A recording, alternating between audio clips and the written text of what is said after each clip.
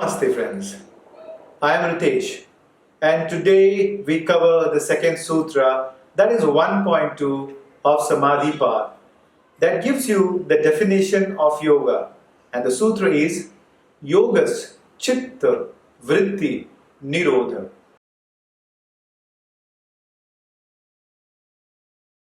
That is, yoga is the stoppage of the mind.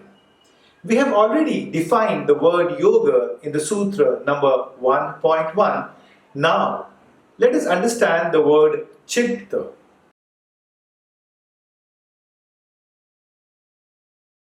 Friends, chitta means consciousness, mind stuff, lower mind, mental substance.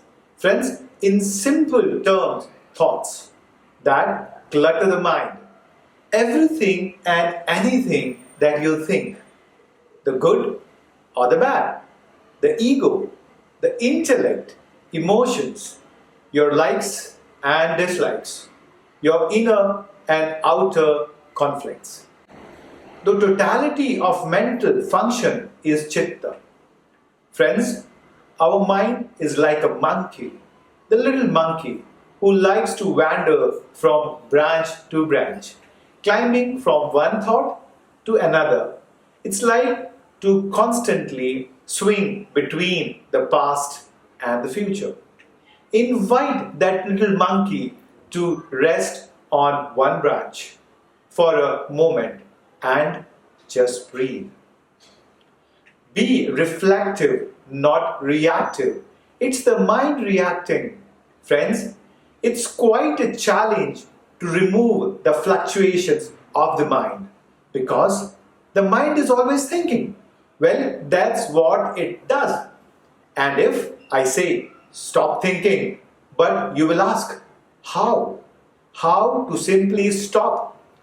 The mind continues. You have cooperated with it. You have helped it.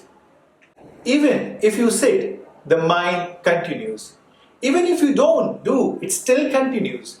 You can sit in a posture and you can try some chanting mantra. Or you can just try to sit silently. Not to think, but then not to think becomes a thinking. And if you try to say, I am not to think, don't think, stop thinking. But friends, this is also thinking. Now, let's understand the meaning of Vritti. Vritti means fluctuations or wave patterns. We see the world according to our own Vrittis, that is, the disturbance of the mind, like the reflection of the moon on the water. If the water is not calm, the reflection of the moon is obscured, disturbed. When our mind is disturbed by the winds of life, by changes, by disruptions or challenges in life, we cannot see ourselves clearly. Our divine nature, like the moon, is always there, but our views often is distorted. Vrittis are always with us. They come to us from our family, friends, society, teachers, and our own unique life experiences. They can change throughout our life. The good news is that they can be modified and lessened.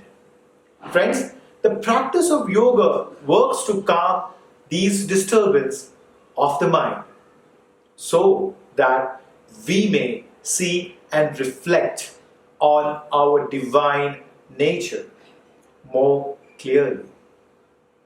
When we calm the Vrittis, the disturbance of the mind, we are better equipped to respond to people and situations with compassion and love.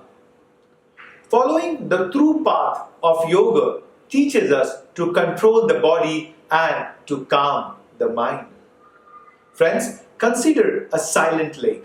For example, let us consider a silent lake. When we throw a stone into the lake, ripples start appearing on the surface. until we stop throwing a stone. It gradually appears at the surface.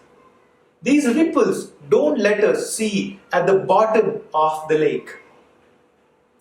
The lake is like our chitta, the chitta or manas. The stone we throw into the lake is the external causes which enter in mind through senses. Vrittis is the ripples appeared on the surface of the lake. Regular accumulation of vritti over chitta surface, that is the lake surface, makes the bottom vision unclear. This unclear surface keeps us from experiencing the deeper truth of self. Hence, vritti is the fluctuations of chattering of the mind basically that affects our perception of experiencing the reality. Usually, vritti is a result of our attachments, desires and the fear of external world. And let's now understand the meaning of Nirodha.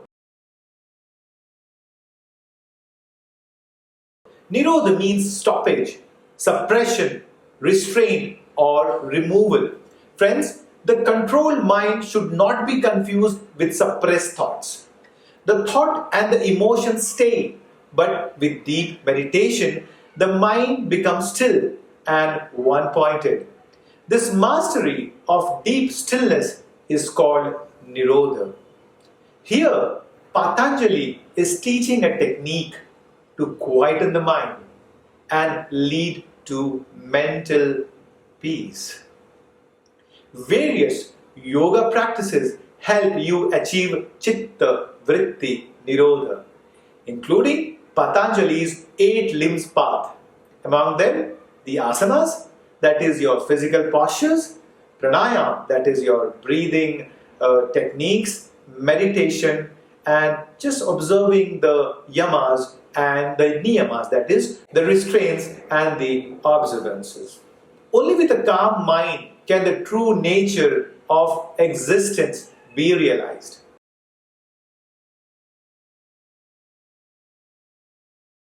Patanjali does give the solution, and yes, there is a solution, but because it is very simple, it's difficult to accept it. So how can you control your mind? The answer is very simple, by just observing it, being a witness. He says, let it go. Just look. Let the mind do whatsoever it is doing. You don't interfere. You just be a witness. You just be an onlooker, not concerned, as if the mind doesn't belong to you. And if it is not your business, nor your concern, don't be concerned. Just look and let the mind flow. It is flowing because of past momentum, because you have always helped it to flow. The activity has taken its own momentum, so it is flowing.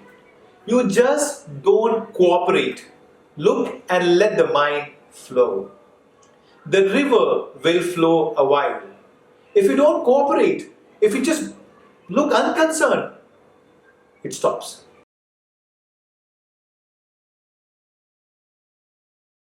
Buddha's word is indifference. He says upeksha, looking without any concern.